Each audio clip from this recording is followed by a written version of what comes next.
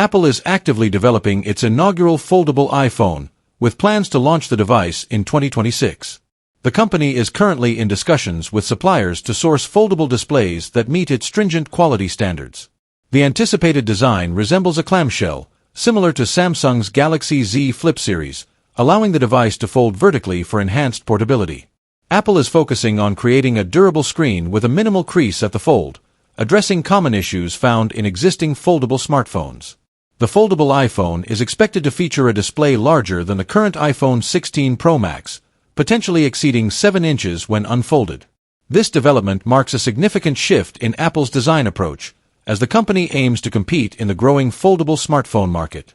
Analysts suggest that Apple's entry could reinvigorate the foldable market, which has seen a slowdown in growth.